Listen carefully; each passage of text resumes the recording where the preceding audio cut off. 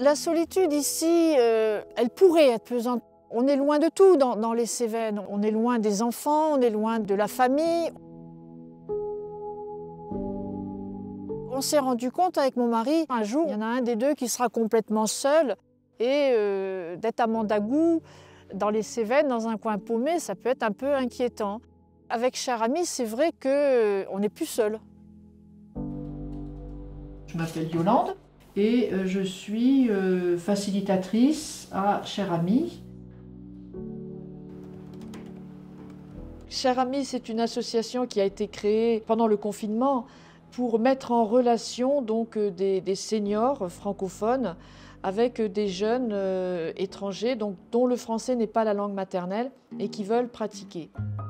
On va aller chez Jacques, donc, qui est un senior de 80 ans, et que je vais mettre en relation avec Jessica, qui est une jeune Canadienne qui est en Nouvelle-Zélande. Quoi de neuf depuis la dernière fois?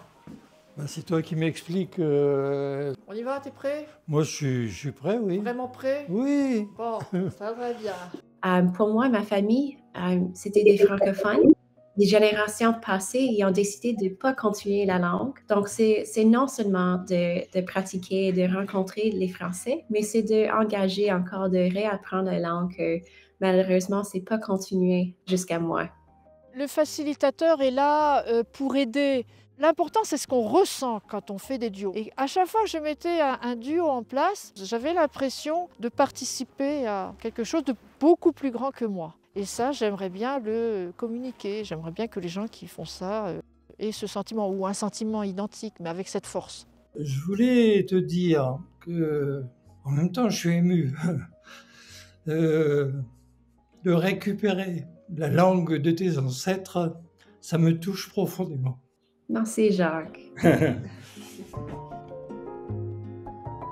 Un bénévole qui veut s'engager, il fait ce qu'il veut. En plus, c'est sans risque. On est chez soi, allongé sur le canapé, on est en relation avec le monde entier.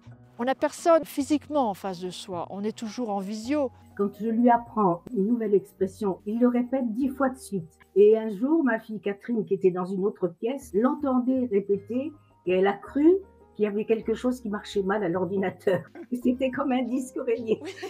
J'apprends énormément de choses à Chère Amie. J'ai appris à avoir des compétences numériques que je ne possédais pas.